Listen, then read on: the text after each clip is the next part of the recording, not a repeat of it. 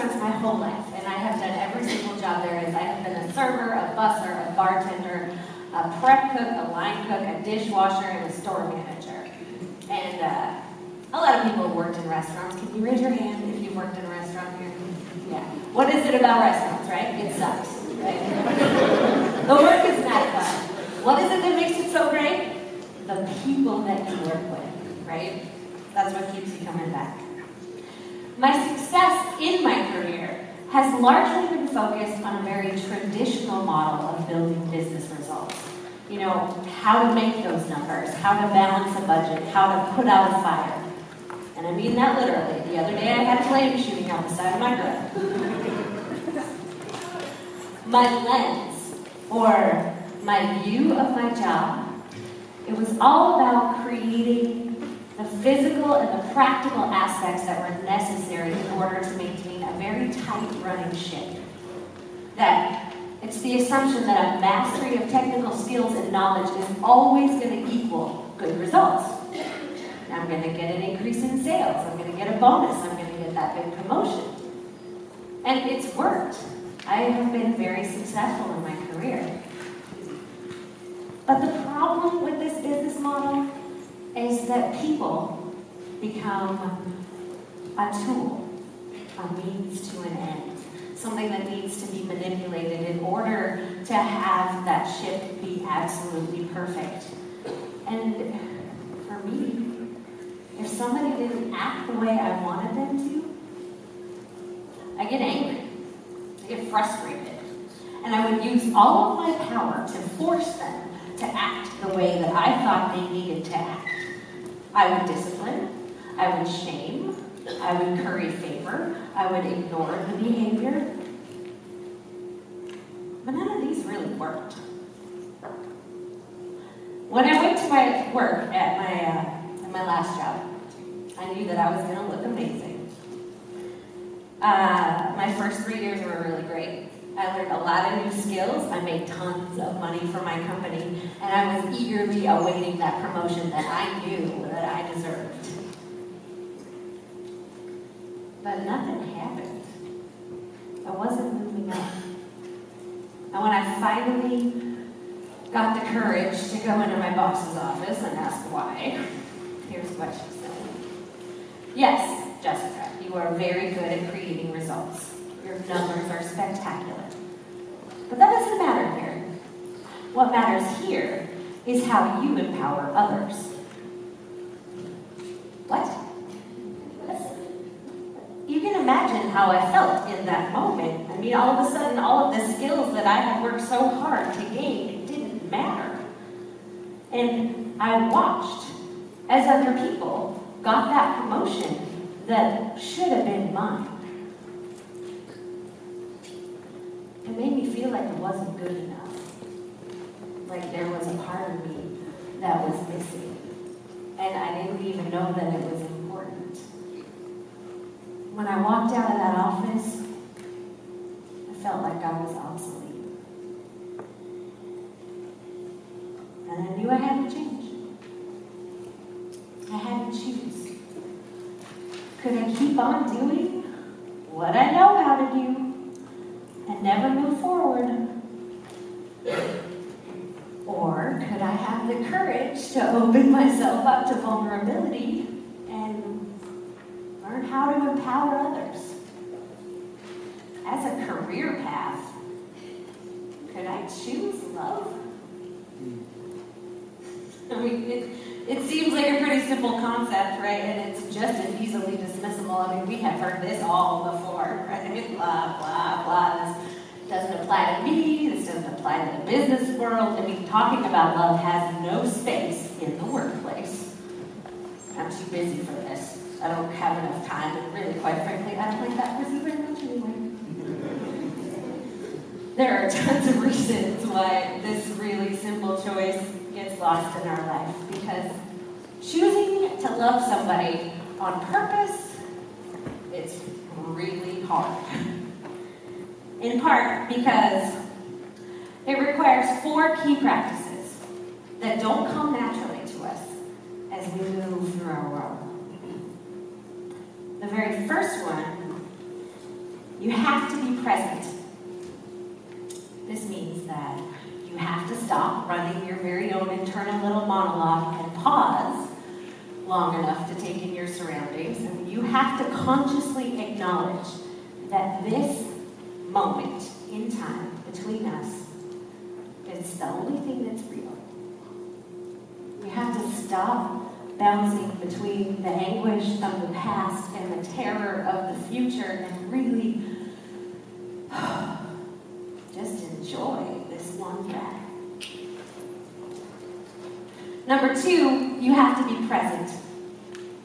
Oh, that was number 1, sorry. Number 2 is be aware.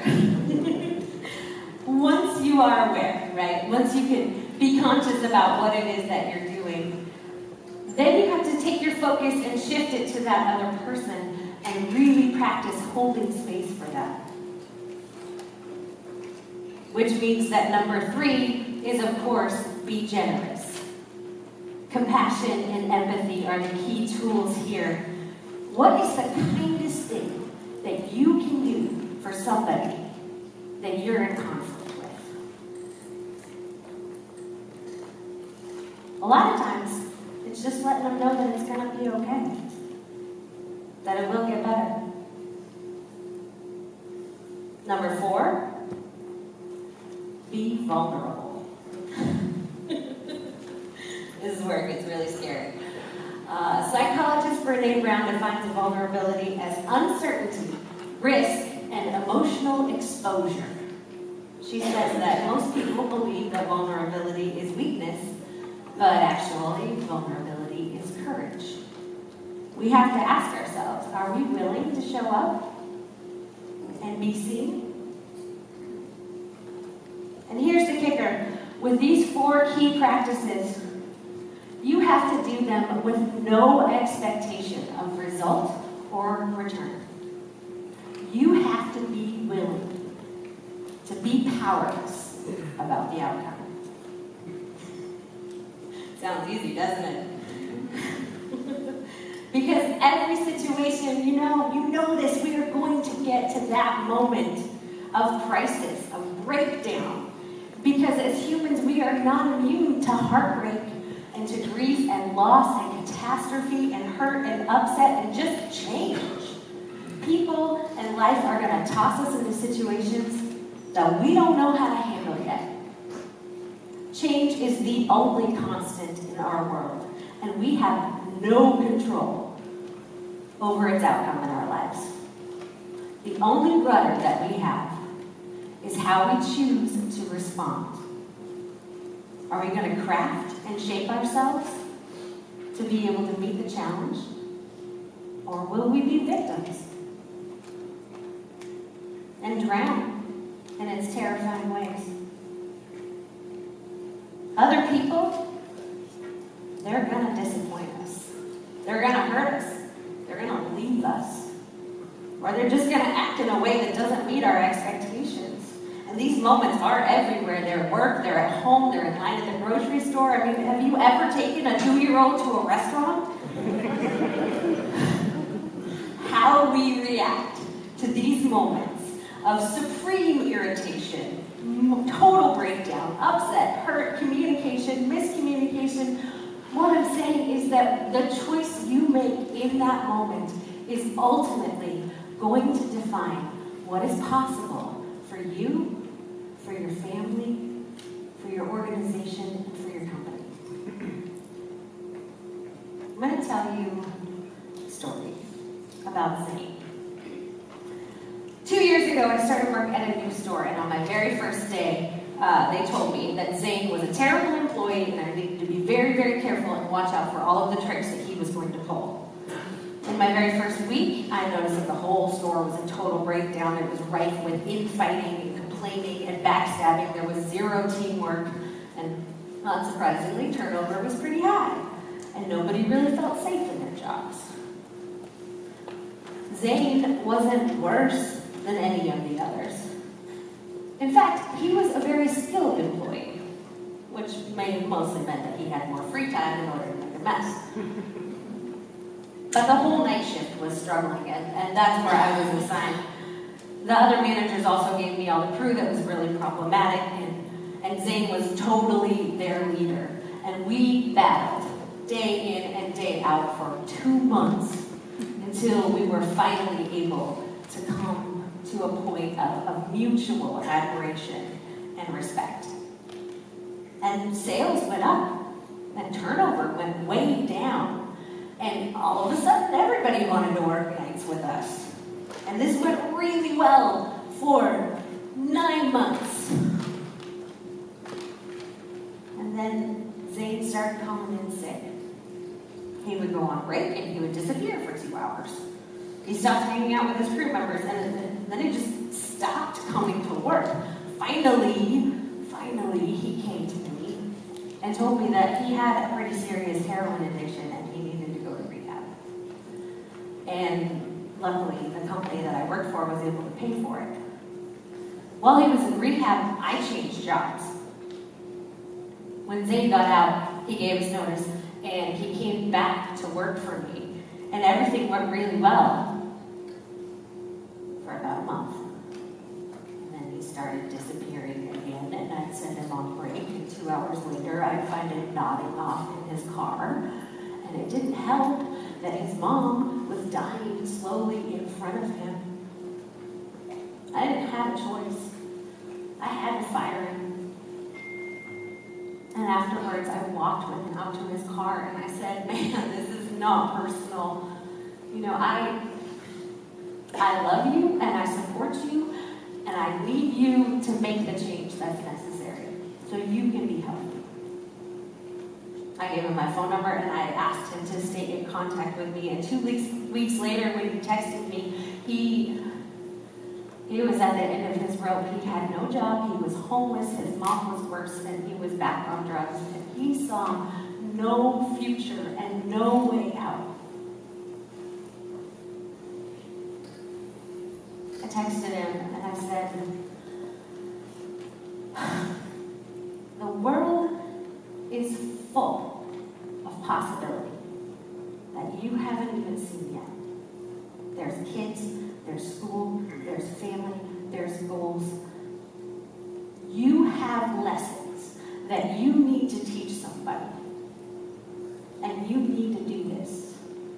But either way, you're not alone. Zane went back to rehab, and when he got out, I called a friend of mine at my old job, and I got him a spot with somebody who's going to take care of him and be able to support him and hold him to standard and really be the person that he needs. And he started doing really well. He passed all his classes, and he's passed all his drug tests, and a couple of weeks ago, he got promoted to a manager at the very same company where he used to scrub the toilet. And he's not just any manager. He is a manager that knows how to hold space for other people. I'm telling you the story about Zane because he is a perfect example of what happens when you can choose to love somebody on purpose. In 2005, David Foster Wallace gave a very famous commencement speech called "This is Water." His point was that everybody worships money, power, influence, beauty, intelligence. The only choice that we get is to choose what we worship. We have the power, day in and day out, to decide what kind of life we want to have and what kind of world we want to build. When you decide that your company or your organization is going to be a stand for choosing love, who knows what kind of change you're going to bring in your life. You are going to do things that you didn't even know were possible. If you really want to have an impact in your community, stuff.